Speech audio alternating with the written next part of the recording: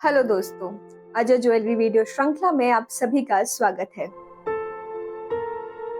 पिछले एपिसोड में हमने रवावर, नक्काशी, Kundan, polki, Ivory, Turkish jewellery के बारे में विस्तार से जाना। आज हम चर्चा करेंगे सोने की शुद्धता के बारे में, शुद्धता के लिए उपयोग में आने वाली विधियों के बारे में, जानेंगे BIS और हॉलमार्किंग के बारे में। सोना एक बहुमूल्य धातु है जिसे इसकी सुंदरता, चमक और स्थायित्व के कारण आभूषणों, सिक्कों और निवेश के लिए उपयोग किया जाता है। इसकी शुद्धता का निर्धारण मुख्य रूप से कैरेट और फाइननेस के आधार पर किया जाता है। सोने की शुद्धता मापने की विधियां कैरेट के आधार पर सोने की शुद्धता मापने के लिए कैरेट प्रणाली का उपयोग किया जाता है। यह प्रणाली प्राचीन समय से चली आ रही है और इसके पीछे एक रोचक ऐतिहासिक पृष्ठभूमि है। आइए जानते हैं कैरेट का इतिहास क्या है और यह कैसे विकसित हुआ। तो जानते हैं कैरेट शब्द की उत्पत्ति के बारे में। कैरेट शब्द की उत्पत्ति ग्रीक भाषा के शब्द क्रेशन से हुई, जिसका अर्थ होता है कैरोब बीज। यह शब्द लैटिन भाषा के कैरेटोनिया और अरबी भाषा के किरत से भी जुड़ा हुआ है। कैरोब सीड क्या होता है? कैरोब वृक्ष के बीजों का उपयोग प्राचीन समय से वजन मापने के लिए किया जाता था, क्योंकि ये बीज आकार और भार में समान होते थे। इन बीजों का प्रयोग सोने और रत्नों के वजन मापने के लिए किया जाता था। यह परंपरा आगे चलकर कैरेट प्रणाली का आधार बनी। आइए दोस्तों, आप जानते हैं प्राचीन काल में कैरेट का उपयोग कैसे किया जाता था। प्राचीन मिस्र, यूनान और रोम में व्यापार के दौरान सोने और अन्य कीमती धातुओं को तौलने के लिए कैरोबा बीज का उपयोग किया जाता था। धीरे धीरे सोने की शुद्धता को मापने के लिए कैरेट प्रणाली विकसित हुई। रोमनों ने 24 कैरेट का उपयोग सोने की शुद्धता निर्धारित करने के लिए किया, क्योंकि यह एक पूर्णांक संख्या थी जिसे आसानी से विभाजित किया जा सकता था। यदि बात करें मध्य युग की, तो यूरोप में कैरेट को आधिकारिक रूप से सोने की शुद्धता मापने की इकाई के रूप में अपनाया गया।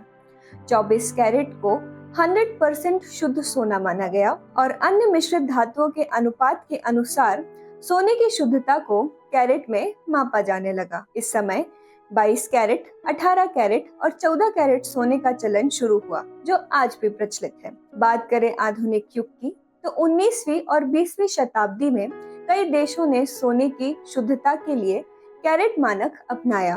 ब्रिटेन, अमेरिका, भारत और अन्य देशों ने 24 कैरेट प्रणाली को सोने की शुद्धता का मापदंड माना। 20वीं शताब्दी में BIS यानी ब्यूरो ऑफ इंडियन स्टैंडर्ड्स और अन्य मानक संगठनों ने सोने की शुद्धता को सत्यापित करने के लिए हॉलमार्किंग प्रणाली शुरू की। BIS प्रणाली सोने की कीमत निर्धारित करने में भी सहायक होता है। उच्च कैरेट का सोना अधिक मूल्यवान होता है।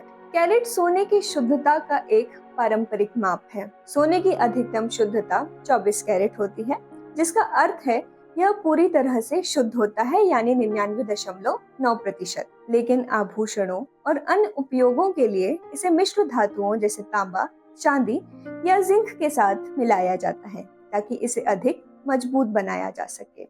बात करें 24 कैरेट सोने की, तो यह सबसे शुद्ध होता है, लेकिन बहुत ही नर्म होता है, इसलिए इसे आभूषणों के लिए कम उपयोग किया जाता है। फिर आता है 22 कैरेट सोना।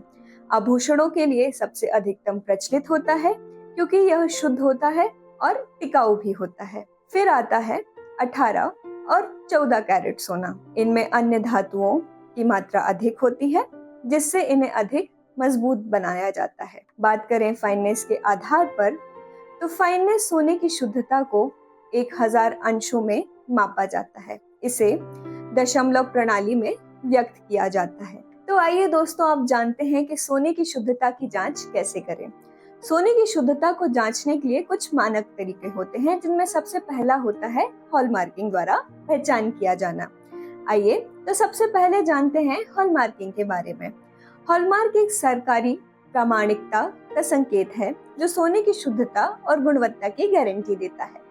भारत और अन्य देशों में सोने की शुद्धता की सुनिश्चितता करने के लिए हॉलमार्किंग प्रणाली को अपनाया गया है, जिससे ग्राहकों को शुद्ध और वास्तविक सोना खरीदने का भरोसा मिल सके। हॉलमार्क एक आधिकारिक छाप यानी स्टैम्प या चिन्ह होता है, जिसे किसी अधिकृत जांच केंद्र द्वारा सोने या चांदी के गहनों पर अंकित किया जाता है, यह संकेत करता है कि सोना सरकार द्वारा निर्धारित मानकों के अनुसार शुद्ध है। तो अब हम बात करते हैं हॉलमार्किंग के उद्देश्यों के बारे में। तो यह ग्राहकों को शुद्ध सोना खरीदने का विश्वास देने में मदद करता है, बाजार में मिलावट और धोखाधड़ी को रोकने में सहायक होता है, सोने के मूल्य निर्धारण में पारदर्शिता बनाए रखता है। तो दोस्तों, आइए हम जानते हैं भारत में हॉलमार्किंग प्रणाली के बारे में। भारत में सोने की शुद्धता की जांच और प्रमाणन के लिए BIS यानी ब्यूरो ऑफ इंडियन स्टैंडर्ड्स द्वारा हॉलमार्किंग प्रणाली लागू की जाती है। BIS भारत सरकार की एक एजेंसी है जो सोने और चांदी की गुणवत्ता को मानकीकृत करती है। BIS हॉलमार्किंग के महत्वपूर्ण घटक हैं। तो आइए जानते हैं BIS हॉलमार्किंग के घटकों के बारे में। इसमें 5 निशान होते हैं, जिसमें पहला है BIS का लोगो। यह प्रमाणित करता है कि सोने की जांच BIS द्वारा मान्यता प्राप्त प्रयोगशाला में की गई है। फिर आता है शुद्धता का स्तर। सोने की शुद्धता को कैरेट और फाइननेस में दर्शाया जाता है, जैसे कि 24 कैरेट यानी 999 यानी 99.9% शुद्ध, 22 कैरेट यानी 916 यानी 91.6% शुद्ध। फिर आता है 18 कैरेट यानी 750 यानी 75.0% शुद्ध। अंत में आता है 14 कैरेट यानी 585 यानी 58.5% शुद्ध। फिर तीसरा चरण है एसेसिंग और हॉलमार्किंग केंद्र का लोगो।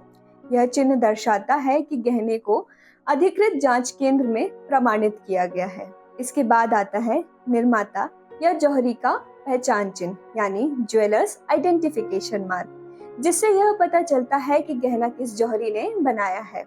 फिर आता है हॉलमार्किंग वर्ष का कोड यानी ईयर ऑफ हॉलमार्किंग कोड। यह सोने की हॉलमार्किंग किस वर्ष में हुई है इसका संकेत देता है।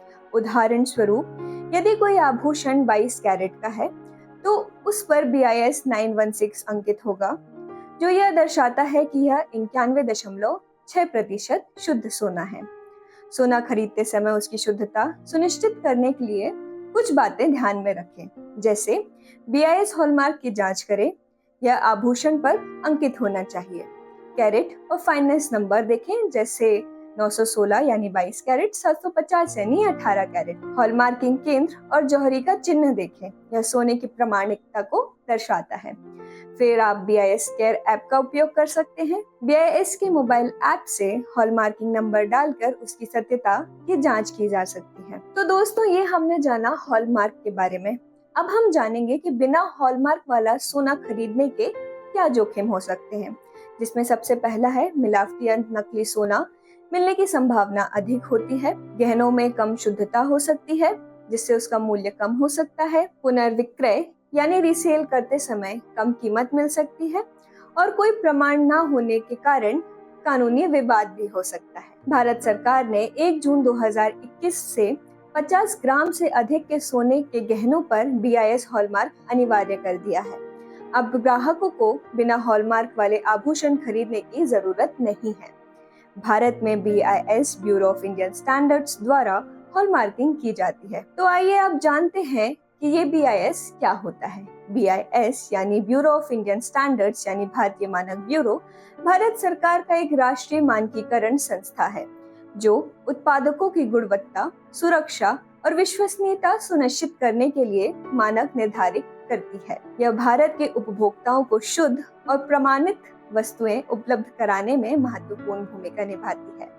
BIS भारत सरकार की एक वैधानिक संस्था है जो विभिन्न वस्तुओं और सेवाओं के लिए मानक यानी स्टैंडर्ड्स बनाती है। अब जानते हैं इसके मुख्य कार्यों के बारे में, जिसमें सबसे पहले आता है उत्पादों की गुणवत्ता बनाए रखना। फिर है उपभोक्ताओं को सुरक्षित शुद्ध उत्पाद उपलब्ध कराना, उद्योगों के लिए गुणवत्ता मानक विकसित करना, सोने और चांदी जैसे कीमती धातुओं की हॉलमार्किंग करना। फिर है उपभोक्ता जागरूकता बढ़ाना। अब हम बात करते हैं BIS के प्रमुख कार्य और सेवाओं के बारे में, जिसका सबसे पहला चरण है मानकीकरण, जिसको इंग्लिश में हम कहते हैं स्टैंडर्डाइजेशन। BIS विभिन्न क्षेत्रों में गुणवत्ता मानक तैयार करता है, जिससे उत्पादों की विश्वसनीयता और सुरक्षा सुनिश्चित की जाती है। उदाहरण स्वरूप ISI मार्क, खाद्य पदार्थों के लिए FSSAI मानक आदि। फिर आता है सर्टिफिकेशन। BIS द्वारा सर्टिफाइड उत्पादों पर ISI मार्क या BIS हॉलमार्क होता है, जो उनकी गुणवत्ता और शुद्धता की गारंटी देता है। तो आज के इस एपिसोड में हमने सोने की शुद्धता के बारे में जाना। यदि इस विषय में आपके कोई सवाल है तो आप कमेंट में हमसे बात कर सकते हैं। तो हमारे इस चैनल को लाइक, शेयर, सब्सक्राइब करना और बेल आइकन को प्रेस करना ना भूलें, ताकि हमारी सारी वीडियोस सबसे पहले आप तक पहुंचे। धन्यवाद।